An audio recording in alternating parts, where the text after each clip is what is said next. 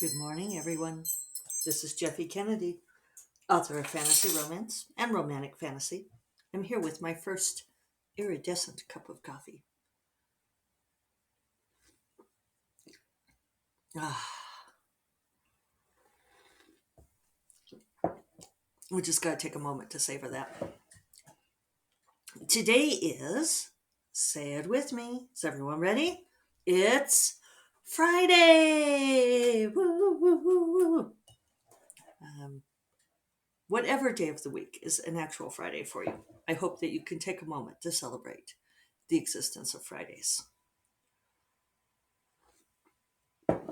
Ah, today is 2/11/2022. Lots of twos and ones today. Seeds and soil. We're working them. Hope 2023 really is the manifestation, right? Ah, so, yeah, here we are. Here we are then. Uh, I have a little bit of a tired at this point. It was funny. Lexi Chantal, hi Lexi, who often listens to this podcast, messaged me last night and asked me a question about something, um, what date I preferred for an event, and I was like, I had absolutely no fucking clue what she was talking about, frankly. And I said, remind me what this thing is. And she said, this thing that you asked me to put together that you assigned to me for SIFMA? I was like, oh, that thing. My God, it totally dropped out of my brain. Although I will argue that that is successful delegation and successful trust in your volunteer, that you can hand something off and never think about it again until they ask you a question about it, which unfortunately I told her that I would participate in this thing. Not unfortunately, I'm happy to participate, Lexi. It was just funny because right now I'm trying to get better at compartmentalizing because I am fighting this, what our Deputy Executive Director Tara LeMay calls it the curse that being president of SIFWA makes you lose a book a year, whatever that means. A book for every year that you are president, a book um, each year that you would have written and didn't. I don't know. Anyway, I'm fighting this particular. I don't want to call it a curse. What is it? It's a dire prediction. I'm trying to fight this because since I write full time, I should be able to do this. But what I find is that it has to do with mental bandwidth. Because you all know that I always go back to the picking cotton thing. That writing isn't picking cotton. Running an organization like SIFWA isn't picking cotton. Um, and I have family who picked cotton. My great grandparents were sharecroppers in North Carolina, Scottish. Um, and even my grandparents didn't pick cotton, but my grandfather worked in a furniture factory. So I mean, there's hard labor, and I will often, freely, invited or not, tell people that the hardest job I've ever had in my whole life was being a cocktail waitress. That was the worst. That was the most grueling work. And I am so glad that I have the education and intelligence and privilege and all of those things that I was able to make my living in ways that was not being a cocktail waitress, because I got paid way better for doing way less work. It's one of those fundamental unfairnesses of the world. Tip your cocktail waitresses well, people. They they seriously deserve it. Anyway, I probably went on a couple of different tangents there. So let's see, not picking cotton, but there is a thing of mental bandwidth. That mental bandwidth is a thing. And one of the things that I've discovered is, especially the way I write a book. I mean, I know I'm fortunate in that I write a book pretty much from beginning to end, and then I hold the whole story in my head. But holding an entire book in your head, especially as you get into the final week of writing it, is it takes up a lot of mental bandwidth, right? It takes up there's a little finch that just landed on my window ledge and is peering in at me. Uh, I don't know what that was. A sign from the universe. Little red finch. And the bluebirds of happiness are outside. So all is well. But one thing I've discovered is that being president of SIFWA does require a certain amount of mental bandwidth as well.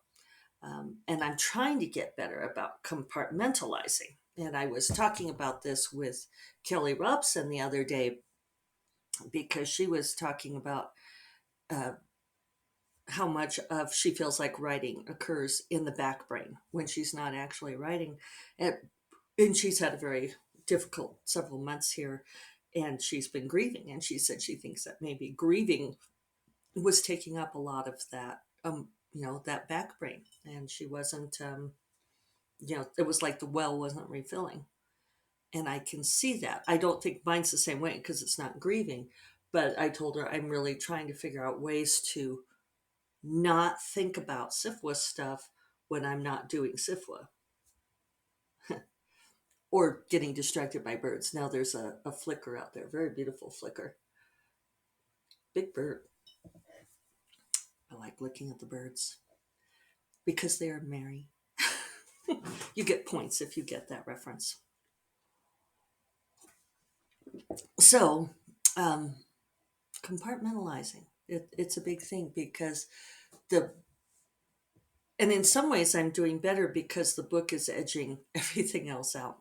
So yesterday, oh, I haven't even opened my oh well, I won't. But well, hold on. I don't have to tell you to hold on, but I do anyway. Pause. Okay. So yesterday went faster than Wednesday did. Wednesday, I only made it through 32 pages, though I added um, over 2,000 words. Yesterday, I added 1,300 words and I made it through 59 pages, which was better. But that means I'm on page 241 of 334. They have gone up. You alert readers will notice. So I've got 93 pages left on this revision. I've got 90,479 words. So 15,000 words to go, which theoretically I can get done next week. 15,000 word week, 3,000 words a day. Doesn't give me any time to revise. So I may do some work over the weekend. Sort of see how I feel.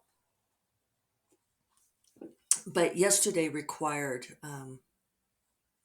some adding of words and still some pretty intense mental work. And there's still one thing that I'm trying to decide. I even woke up this morning thinking about it, which is that back brain working on the story. You do want that to happen. But I was thinking about where I could, if I need to put this thing in, if it's important to the cascade of the story. I'm not convinced yet. But I won't sit here and think about it while you guys are watching and listening. I'm going to let it go for now. I'm not going to revisit it this morning. I'm going to come back to it and decide. It's bugging me that I've got like this. You know what this is? This little poofy thing on my sweater, for those of you on visual. It's because I don't ever lay flat to dry, right? When you wash your clothes and you're supposed to lay flat to dry, I put them on hangers and hang them. We have a big 4-poster bed and I hang them from the struts on there. But every once in a while you get like this poofy sleeve thing. What I'm wondering is, I know my mother lays some stuff flat to dry, but does anybody else in the world actually lay stuff flat to dry? I mean, if I had everything that I'm supposed to lay flat to dry when I do laundry was actually laid flat to dry, I mean, I would have to have them, I don't know, all over the floors and stuff. Where does this come from? Who has a place where you can lay stuff flat to dry? Um, I know that that's a total digression, but I'm wondering these things. Let me know if you have an answer. Very important question. So anyway, I did get that work done yesterday, and then I was just depleted. I was brain dead, and I more or less took the entire day off of simplest stuff. I answered a couple of emails, but I just had to have an afternoon of doing not much at all. I mean, like I emptied the dishwasher and we went for a walk. We went for a walk in the outside. It was nice enough to go walk outside, so that was pleasant. And I don't know, I didn't do a hell of a lot else. I'm reading J.D. Robb's Abandoned in Death, which came out on Tuesday, and that's really fun because finished I finished a work. Um, we'll just see how this comes out on the transcript. I'm doing a pretty good job of not editing too much, although I do have to go through and fix names because it's not right if names are wrong. There's some profound wisdom for you. It's not right if names are wrong. You could mark that down, make a tattoo of it. Uh, Geesh, my brain. My brain is empty, you guys. So anyway, um, what was I even saying? Finished. Oh, I finished reading Intisar Kanani's, which I'm sure transcript will have a terrible time with. Thorn, and I loved it. I really did. It is, especially because the romance is not only slow burn, but it's barely there. But it's really earned by the story. I appreciated that, the way that the story flows. And it's really one of the big divergences between the way she did her Goose Girl retelling and I did. Because mine, of course, has sex, because my stories always have sex. And hers not only doesn't, but it barely has that romance. It's implied that the romance will come later. There's the beginnings of it, I guess. But I do feel like the way the story goes, that's it. I do think that it makes sense. And I think it's a gorgeous book. I think she did a beautiful job of writing this book. I loved it. Um, I do think it's funny that one of the Faro Feb gals, Lizette Marshall, I like her books a lot. Or was it her that some of these gals have conversations? Stephanie Prater, S.L. Prater, and Colleen Crowley chimes in. Villa Ross, Maria Zadina. Hope I got that right. Anyway, they were having this conversation about authors who have sex in their books also address other bodily functions, whereas other authors who I don't like to use the word clean because it drives me crazy, but have off the page sex or no references to sex at all also tend not to reference bodily functions, which I think is an interesting insight because, and they were I saw it because they mentioned me. I think Lizette mentioned me because they were joking about how Dark Wizard opens with Gabriel and his aggressive peeing.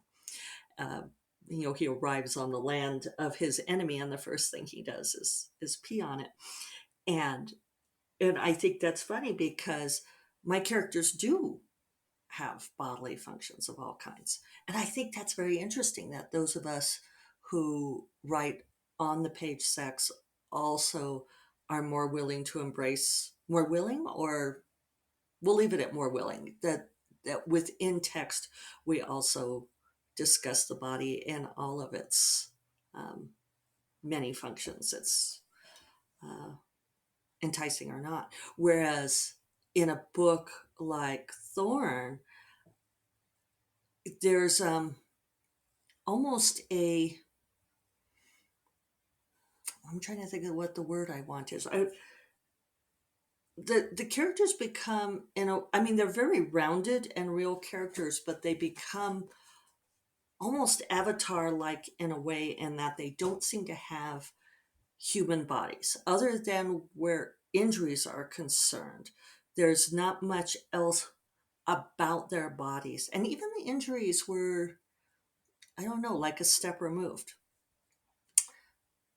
And I think it just has to do with like where we root ourselves. It's more of an intellectual approach. It's more in the head or in the spirit even, as opposed to being rooted in the body. I know that Grace Draven writes much more rooted in the body, like I do. It's something that we have in common. It's just an interesting thing to think about. So let's see. Oh, so then I finished Thorn. In fact, I should do something. I realized I hadn't noted that I'd finished Thorn and started reading Abandoned in Death on my spreadsheet. And I don't like it if I get my dates behind. Very important things. So yeah, it's always fun to read Nora. She's good for especially when I'm drafting this intensely. It's really good for me to have these really competent writers in my head.